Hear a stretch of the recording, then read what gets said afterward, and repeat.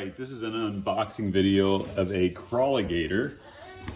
Of course, all I had to do was slide it out of the box. That part's done. This is the way it comes. You can hear our baby that we're gonna try it out on here in a few minutes. As my assistant is showing us here, it has three casters underneath. One there, oh, sorry. And then there's a stationary wheel here. Wheel. It's my video, not yours. Oh, you're helping. Oh, look at him. He's doing it now. Wheel. Yes, you got the caster here. He took over the video. Okay, Ethan, you're my assistant, okay? I'm the director.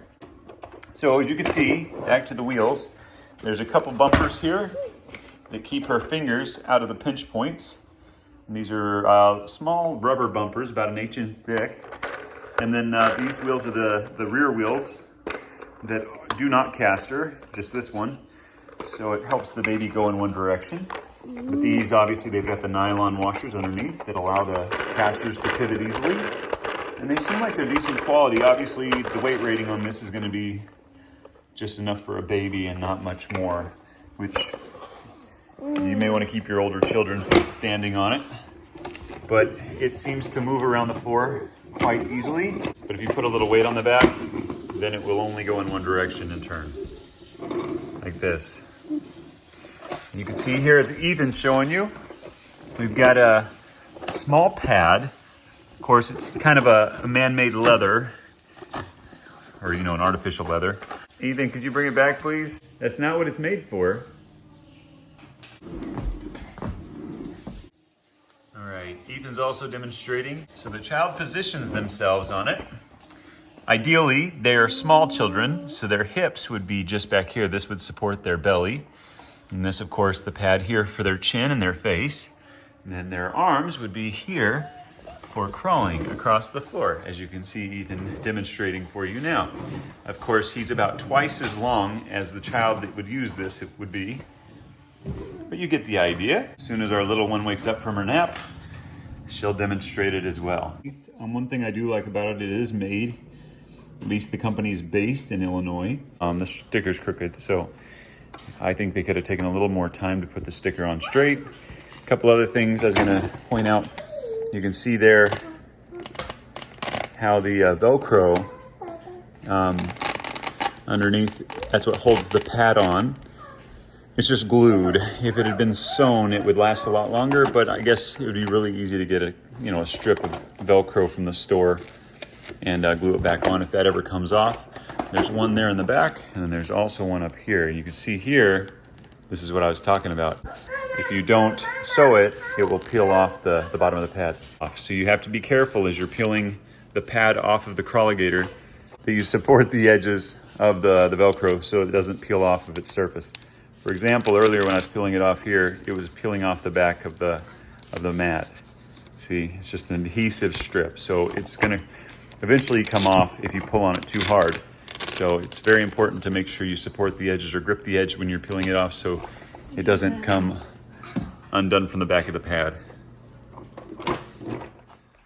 All right, so we're just testing fitment right now. And one thing I do like about it from the start is the fact that this rest here is high enough. It elevates her chin. Even if she rests her chin when she's tired, she can still see where she's going. It keeps her head facing forward. All right, we're gonna read a couple things here in the instructions. And by the way, it is proudly made in the US. It says here, please read all instructions. Never leave a child unattended. Never leave stairways open because the child could pedal themselves down the stairway and die. Always keep them on a flat surface so they can't tip over. And never carry the Crawligator with the child on it. Also keep it away from fireplaces so that the child can't push themselves into a fire. Other rules you can see here, it shows the eye. On the actual one, it's just a little bump. It doesn't actually have the eye painted on. But there's a little diagram here to show you what's front and what's back. The big thing is it says, place the Crawligator on a flat level surface. Make sure that it cannot move when you place your infant on his or her tummy on the Crawligator. And be sure to place the infant in the direction of the head of the Crawligator, which is why the diagram exists, which we have done. And obviously it's the end that the pad is hooked to.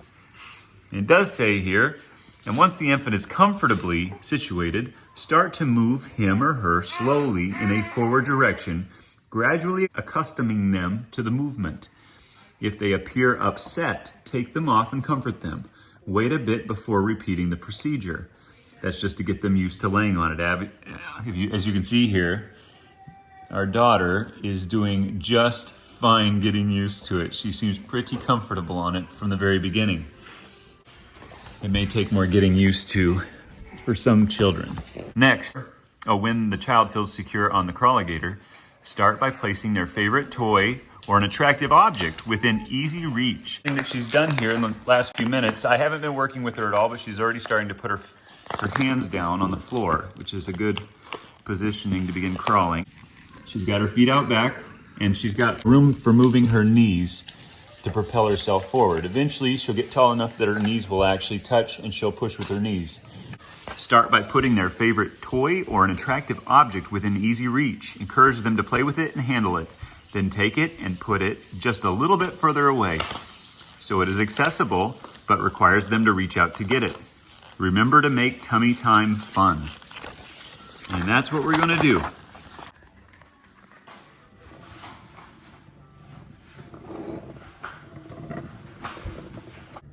So just going over the mechanics of this a little bit more. The casters actually just slide right in. They it's just a friction fit into these holes. So if you ever had one break, I'm sure it wouldn't be too big of a deal to get another one shipped to you. And of course the nylon washer, that's a great idea for frictionless swivel.